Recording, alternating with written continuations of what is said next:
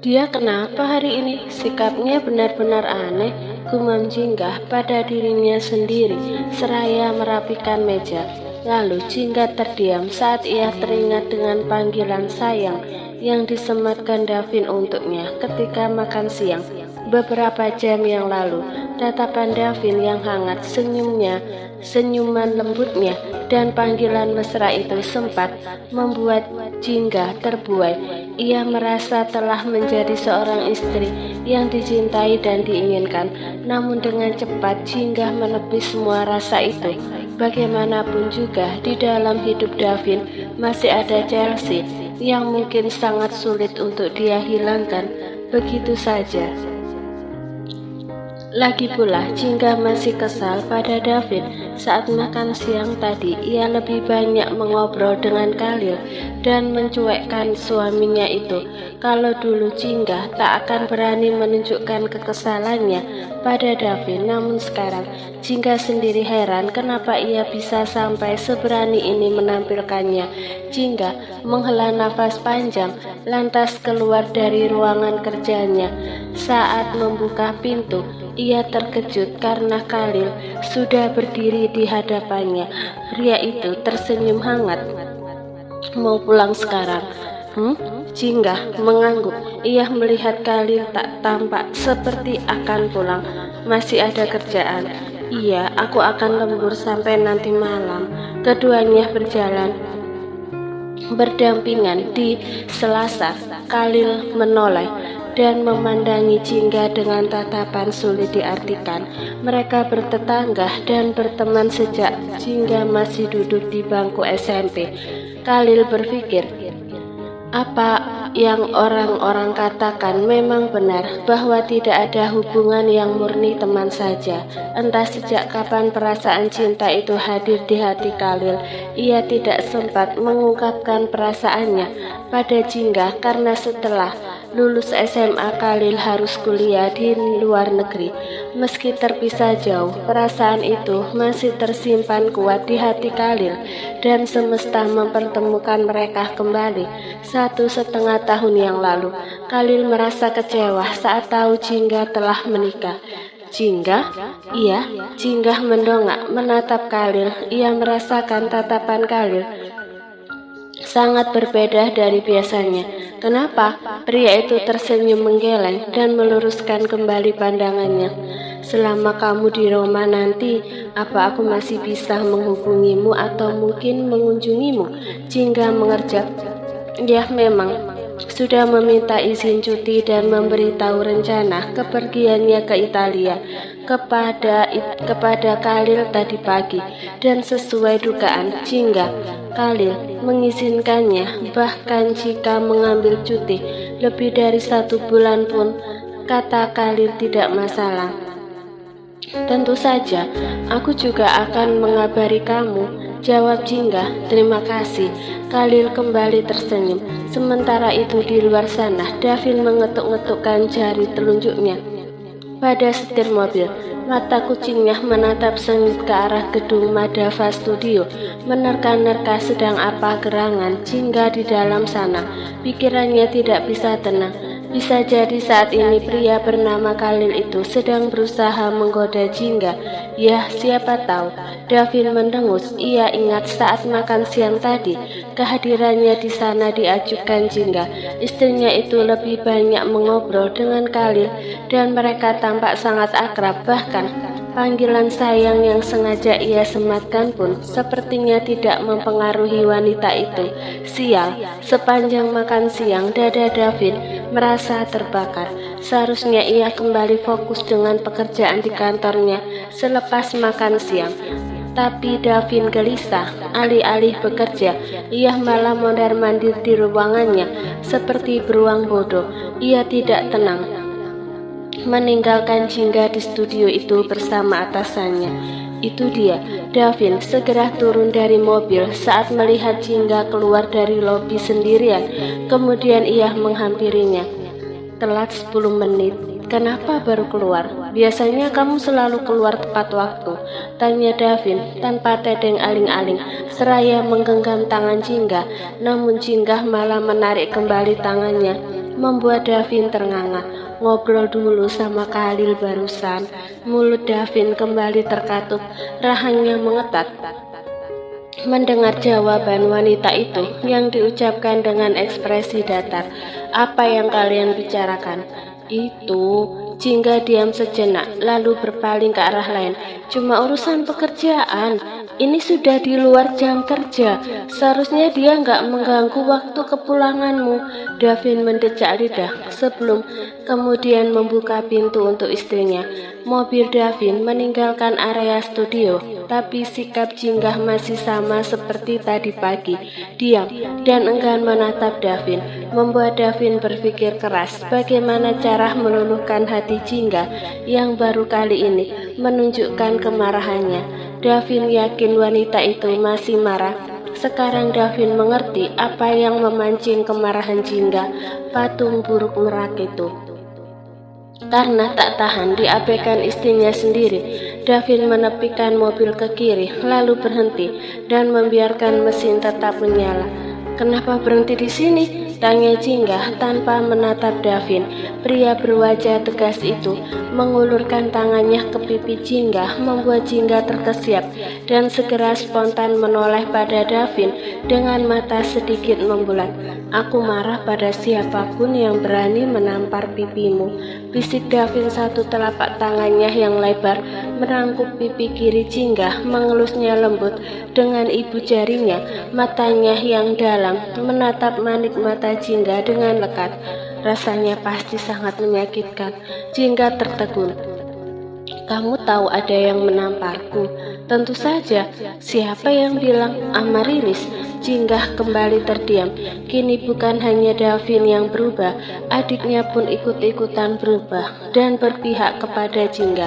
Saat Jingga masih diam membeku, Davin mendaratkan bibirnya di pipi kiri Jingga, menghadiahi kecupan hangat dan mesra, seolah-olah ingin menghilangkan bekas tamparan menyakitkan itu dengan kecupannya. Jingga terhenyak. Ia merasakan jantungnya tiba-tiba berdebar cepat. Nafas Davin menerpa wajahnya, membuatnya meremang. Aku nggak akan membiarkan siapapun lagi memperlakukanmu semena-mena, bisik Davin seraya mendekatkan. Mau dia ibuku atau bukan? Wajah Davin terasa amat dekat. Secara spontan Jingga mendorong dada Davin menjauh. Ia membuang muka ke kiri.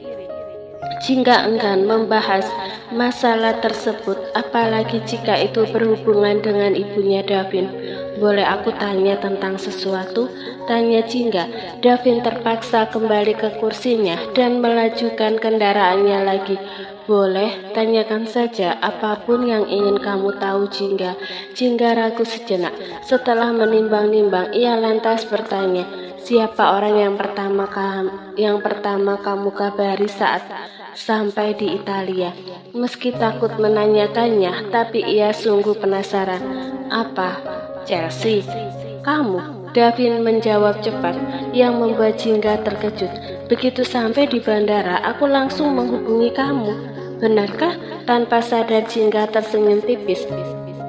Ia ingat kala itu Davin menelponnya, namun sedetik kemudian senyuman Jingga kembali lenyap. Ia tidak boleh merasa senang hanya karena Davin yang menghubunginya lebih dulu dibanding Chelsea. Sebab bisa jadi setelah menghubunginya, Davin menghubungi wanita itu. Dan pada akhirnya Chelsea akan selalu ada dalam hidup Davin. Setibanya di rumah beberapa menit kemudian, Jingga melakukan rutinitasnya, membantu melepas jas dasi dan ikat pinggang pria itu. Jingga harus berperang dengan rasa gugup karena selama melakukan tatapan Davin tak lepas dari dirinya. Jingga, biar aku tebak, sikap kamu dari pagi cukup aneh. Mata Davin menyipit. Kamu sedang cemburu. Pipi Jingga seketika memanas. Kenapa harus cemburu? Elaknya melihat Jingga yang salah tingkah dan enggan menatapnya. Davin tak bisa menahan diri untuk tidak tertawa. Ia mengambil patung burung merak di atas bufet lalu kembali ke hadapan Jingga. Memang benar, patung ini aku buat bersama Chelsea waktu itu. Davin sengaja menggoda Jingga. Ia menahan senyum saat Jingga membuang muka. Tapi bukan kenangan yang spesial buatku. Oh begitu, gumam Jingga dengan perasaan tak menentu. Ia ingin menghindari Davin saat ini juga. Ia yakin Davin cuma berusaha menghiburnya. Aku mau nyiapin makan malam dulu. Jingga memutar badan hendak pergi, tapi Davin dengan sigap menggenggam tangannya. Jingga terpaksa mengurungkan niatnya untuk pergi. Benda ini aku serahkan padamu, Jingga, kata Davin seraya menaruh patung burung merak itu di telapak tangan Jingga. Lakukan apapun yang kamu inginkan pada benda ini. Mau merusaknya atau membuangnya terserah. Aku gak akan marah. Jingga menggeliat, tapi mendadak ia tidak bebas bergerak, seperti ada sesuatu yang mengikatnya dari belakang. Sejenak, Jingga tertegun. Ia juga mendengar dengkuran halus di belakangnya. Mata Jingga seketika terbuka. Ia menunduk, lalu terbelalak begitu melihat tangan kekar seorang pria melingkari perutnya. Jingga panik. Ketakutan ingatannya seketika terlempar ke masa lalu, kepada malam yang membuat kehidupannya menjadi semakin hancur setelah seseorang merudal paksa dirinya. Malam itu samar-samar Jingga mengingat. Dalam keadaan setengah sadar, Jingga melihat tangan kekar seseorang memeluknya dengan posisi yang sama seperti pagi ini. Namun malam itu kepala Jingga terlalu berat dan nyaris kehilangan kesadarannya, sehingga Jingga tidak bisa memberontak ataupun berteriak saat orang itu mendesak dirinya ke dalam diri Jingga. Jingga menyingkirkan tangan Davin. Ia bangkit duduk dengan wajah memucat. Ingatan buruk tentang masa lalu selalu menghantuinya, membuatnya ketakutan dan jijik pada diri sendiri. Mata Jingga kemudian menatap wajah Davin yang terlelap dengan damai. Ia mengerti kenapa Davin membencinya dan selalu memandangnya dengan jijik, karena memang sekotor itu dirinya. Jingga menghela nafas berat karena masih kesal dan enggan berlama-lama berhadapan dengan Davin akibat perkara benda hiasan itu. Saat itu juga Jingga turun dari tempat tidur. Ia keluar dari kamar dengan pikiran bertanya-tanya, kenapa bisa Davin tidur di ranjangnya? Seharusnya pria itu tidur di bawah seperti yang lalu-lalu. Selamat pagi, Bu. Mau saya buatin oatmeal hangat? Tawar Arum begitu Jingga menghampiri dapur. Boleh, Bi. Jingga mengangguk. Ia alergi susu sapi. Lebih tepatnya tubuhnya menolak saat Jingga meminum susu, karena dulu susu merupakan sesuatu yang mewah, dan apapun yang mewah adalah jatahnya pelangi. Oh iya, Bibi sudah nyiapin berkas-berkas buat bikin paspor sama visa kan? Tanya Jingga sambil membuka kulkas dan melihat-lihat bahan makanan untuk sarapan pagi ini. Sudah, Bu, kemarin Pak Vincent menemui saya buat minta semua persyaratannya, ujar Arum. Katanya akan selesai dalam waktu dekat. Tapi saya heran, Bu, kalau saya dengar-dengar itu bikin paspor sama visa butuh waktu yang gak sebentar. Tapi Pak Vincent bilang akan selesai dalam waktu 2-3 hari. Kok bisa secepat itu ya? Arum menelengkan kepala dengan kening berkerut, seolah sedang berpikir keras. Jingga tersenyum samar sambil mengeluarkan wortel dari plastik. Arum akan ikut bersama mereka ke Italia minggu depan. Bibi nggak usah heran, kadang orang seperti kita itu sulit memahami mereka. Iya juga ya. Orang kaya dan berkuasa bebas ngelakuin apapun. Oh, ini kenapa ada di sini? Jingga kaget saat ia tiba-tiba melihat patung burung merak milik Davin tergeletak di dalam tempat sampah saat ia akan membuang plastik bekas wortel. Kenapa, Bu? Arum mendekat. Jingga menunjuk benda tersebut. Siapa yang membuangnya, Bi? Oh, hiasan itu semalam Pak Davin yang buang, Bu. Davin? Kok bisa? Jingga bertanya-tanya dengan alis saling bertaut. Aku nggak akan melakukan apapun. Simpan saja benda berhargamu itu baik-baik. Itu kata-kata Jingga yang diucapkan dengan ekspresi datar tadi malam. Setelah Davin menyerahkan benda itu ke telapak tangannya dan menyuruhnya untuk melakukan apapun pada benda itu, meski Jingga membuangnya atau merusaknya, Davin tidak akan marah. Namun Jingga tidak mau melakukan apapun. Meski kesal, tapi Jingga berusaha menghargai barang berharga milik suaminya sendiri. Kendati hal itu akan mengundang kecemburuan Jingga pada Chelsea. Aku harus memberimu hukuman karena kamu gak ada di sisiku saat aku bangun. Suara serak Davin yang disusul dengan kedua tangannya yang melingkari membuat Jingga terkesiap. Jingga tidak melihat Arum di sekitar mereka. Sepertinya Davin sudah menyuruhnya pergi. Kenapa kamu membuangnya? Membuang apa? Davin tampak enggan membahas hal lain. Ia lebih senang Jingga seraya membenamkan wajahnya. Bulu roma Jingga terasa meremang. Ia berusaha melepaskan diri, tapi pelukan Davin terlalu erat. Burung merak itu, kenapa kamu membuangnya? Bukankah kamu bilang itu satu-satunya kenangan yang tersisa saat kuliah? Alih-alih menjawab, Davin justru malah terkekeh kecil, lalu menumpukan dagunya di puncak kepala Jingga. Ternyata begini ya kalau kamu sedang cemburu. Apa? Kamu jadi lebih pendiam dari biasanya, tapi sekalinya berargumen kamu akan sedikit cerewet. Aku bilang aku nggak cemburu. Masa? Davin langsung memutar Jingga menghadapnya. Kedua telapak tangannya yang lebar merangkuk pipi tirus itu seraya mengunci manik mata Jingga dengan tatapannya yang intens. Coba bilang sekali lagi dengan jujur kalau kamu nggak cemburu, pinta Davin. Jemari Jingga meremas pakaiannya dengan gugup. Tatapan Davin bisa menjadi maut bagi siapa saja yang ditatapnya. Davin kenapa sih dia berubah jadi laki-laki perayu yang menyebalkan? Jingga memang tidak suka Davin menyimpan benda yang berhubungan dengan Chelsea di rumah ini. Tapi untuk mengakui bahwa dirinya cemburu itu bukan sesuatu yang mudah. Ngomong-ngomong, kenapa kamu bisa tidur di kasur aku? Jingga berusaha mengalihkan topik pembicaraan mereka. Sekaligus ia juga penasaran dengan hal itu. Ya gampang, tinggal naik saja ke ranjang kamu. Maksudku, kenapa kamu melakukannya? Aku sudah pernah bilang kalau aku nggak nyaman ada orang yang tidur karena aku merindukanmu. Setelah Davin yang membuat Jingga seketika terdiam. Davin menatap manik mata Jingga lamat-lamat.